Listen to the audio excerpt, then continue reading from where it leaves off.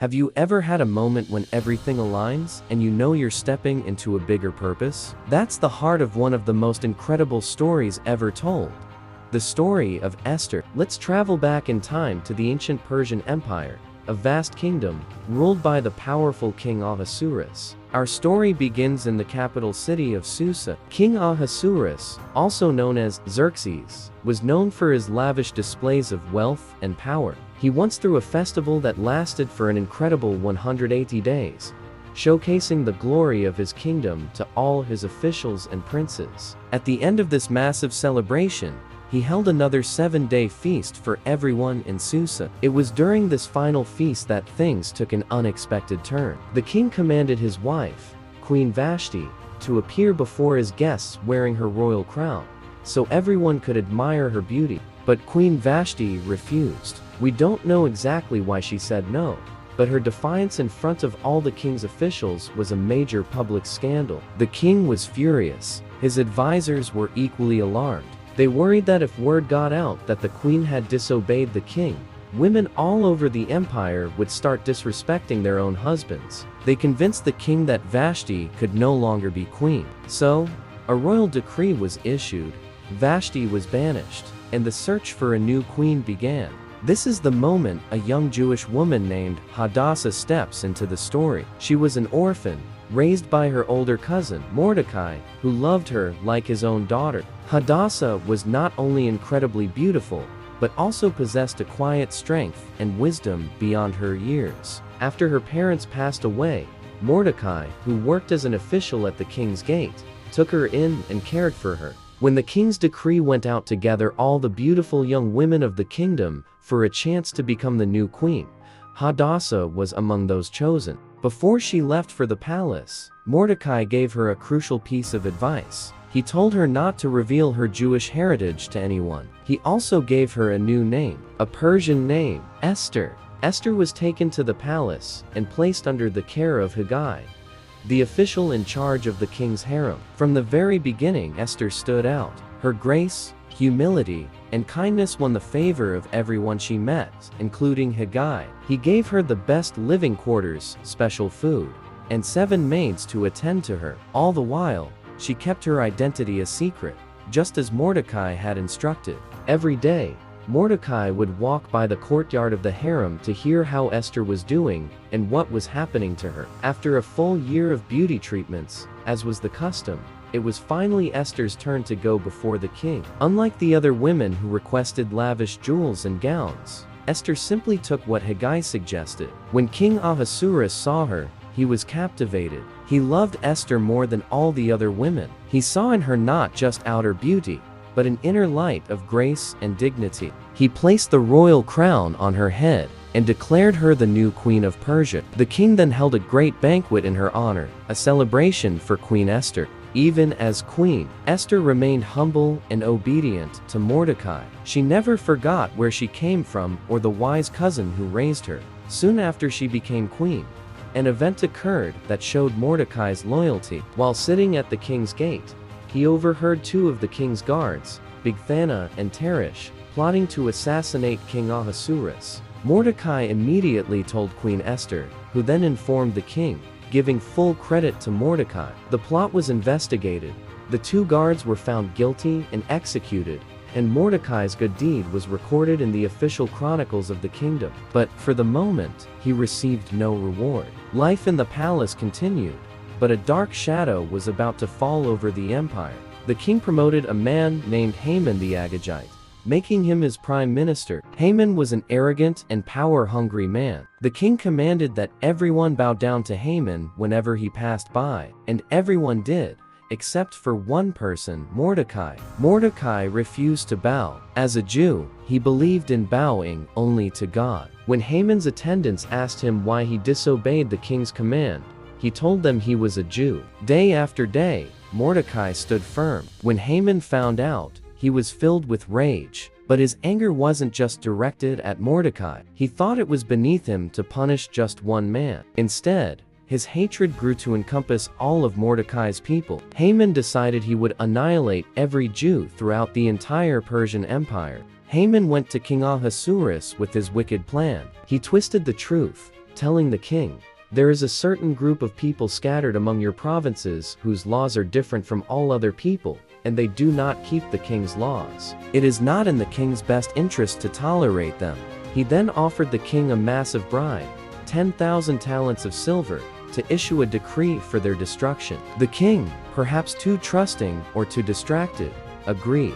He gave Haman his signet ring, which gave Haman the authority to seal the decree. So the terrible decree was written and sent by couriers to every corner of the vast empire. It commanded the people to destroy, kill, and annihilate all Jews. As the decree was announced in the capital city of Susa, the king and Haman sat down to drink, but the city itself was thrown into confusion and fear. When Mordecai learned of the decree, he was overcome with grief. He tore his clothes, put on sackcloth and ashes, and walked through the city, crying out with a loud and bitter cry. All across the empire, as the news spread, there was great mourning among the Jewish people, with fasting, weeping, and wailing. Esther's maids and eunuchs told her about Mordecai. She was deeply distressed and sent him fresh clothes, but he refused them. Confused and worried, Esther sent one of the king's trusted attendants, Hathach, to find out what was wrong. Mordecai told Hathach everything. He gave him a copy of the written decree and urged him to show it to Esther. He then gave her a direct and terrifying charge: go to the king, plead for her people, and beg for their lives. Esther's response was one of sheer terror. She sent a message back to Mordecai, reminding him of the law of the land. Anyone who approaches the king in the inner court without being summoned is put to death.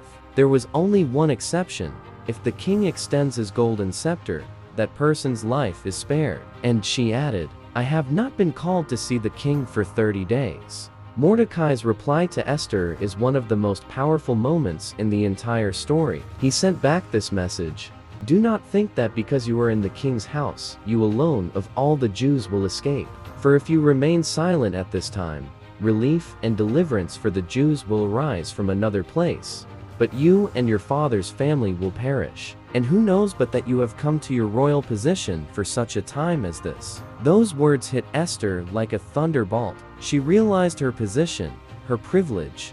Her entire life had been leading up to this single moment. She was not queen by accident. She was there for a purpose. Finding her courage, she sent her final reply to Mordecai: "Go, gather together all the Jews in Susa, and fast for me. Do not eat or drink for 3 days, night or day. I and my attendants will fast as you do. When this is done, we'll go to the king, even though it is against the law. And if I perish, I perish." For 3 days, Esther and the entire Jewish community in Susa fasted and prayed. Then, on the 3rd day, Esther put on her royal robes and stood in the inner court of the king's palace. The king was sitting on his royal throne, and when he saw Queen Esther standing in the court, she found favor in his eyes. He held out the golden scepter that was in his hand. Esther approached and touched the tip of the scepter. The king asked her, "What is your request? Even up to half the kingdom, it will be given to you." But Esther didn't blurt out her plea right away. She simply said, "If it pleases the king, let the king and Haman come today to a banquet I have prepared for him." The king agreed. At the banquet, as they were drinking wine, the king asked her again, "What is your petition?" "It will be granted to you," she replied. "My petition and my request is this: if the king is pleased with me, let the king and Haman come to the banquet I will prepare for them tomorrow." Haman left the banquet that day feeling joyful and proud. He had been singled out by the queen, but on his way out, he saw Mordecai at the king's gate, who still refused to rise or show him any respect. He went home and boasted to his wife and all his friends about his wealth. "And what's more," he said, "Queen Esther invited no one but me to accompany the king to her banquet, and tomorrow I am invited again." But then he added, "Yet all this gives me no satisfaction as long as I see that Jew Mordecai sitting at the king's gate." His wife and friends had a suggestion: build a gallows 75 feet high, and in the morning, ask the king to have Mordecai executed on it. The idea pleased Haman, and he had the gallows built immediately. But that very night, something remarkable happened. The king couldn't sleep, so he ordered the book of the Chronicles, the record of his reign, to be brought and read to him. And what part did the reader turn to? The part that recorded how Mordecai had uncovered the assassination plot by the two guards. The king asked, "What honor or recognition has Mordecai received for this?" His attendants replied, "Nothing has been done for him." Just then, Haman entered the outer court. He had come to ask the king to punish Mordecai on the gallows he had built. Before Haman could speak, the king asked him a question. What should be done for the man the king delights to honor? Haman, in his arrogance, thought to himself, "Who is there that the king would rather honor than me?" So he suggested dressing the man in a royal robe the king himself had worn, placing him on a royal horse, and having one of the king's most noble princes lead him through the city streets. "Excellent," the king said. "Go at once. Get the robe and the horse and do just as you have suggested for Mordecai, the Jew, who sits at the king's gate. Do not neglect anything you have recommended."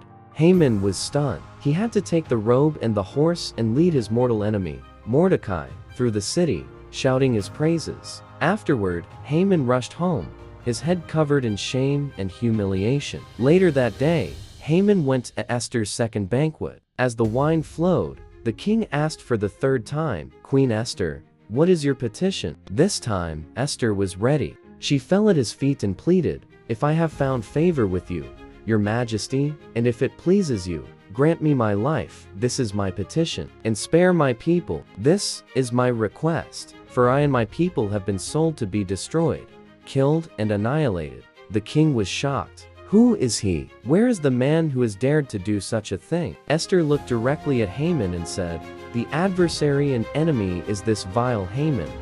Haman turned pale with terror. The king, in a rage, got up and went out into the palace garden. Haman, knowing he was doomed, stayed behind to beg Queen Esther for his life. When the king returned, he saw Haman falling on the couch where Esther was reclining. Misunderstanding the scene, the king's anger boiled over. At that moment, one of the king's attendants pointed out, "Look, the gallows Haman set up for Mordecai stands at Haman's house." The king commanded Haman would be punished for his evil plan. The king gave Haman's estate to Queen Esther and promoted Mordecai to Haman's former position, giving him his own signet ring. But the danger wasn't over. The evil decree was still in effect. Although the original decree could not be erased, a new decree was issued allowing the Jews to defend themselves. When the day came, the Jews were saved, and their enemies were defeated. What was meant for destruction became deliverance. The Feast of Purim was established to remember how God turned sorrow into joy. What's powerful about Esther's story is that God's name is never directly mentioned in the book, yet his presence is unmistakable. Esther's life teaches us that God is always at work, even when he seems silent. The lesson of Esther is clear. Courage is choosing obedience, even when the outcome is uncertain. God places people exactly where they need to be to accomplish his will. And when we step forward in faith, he can use us to bring hope, justice, and deliverance. Thank you so much for watching. I hope Esther's story reminded you that courage can make a powerful difference, even when the moment feels overwhelming. If this video encouraged you or helped you learn something new, please like, share, and subscribe for more Bible stories that bring Scripture to life. See you in the next video.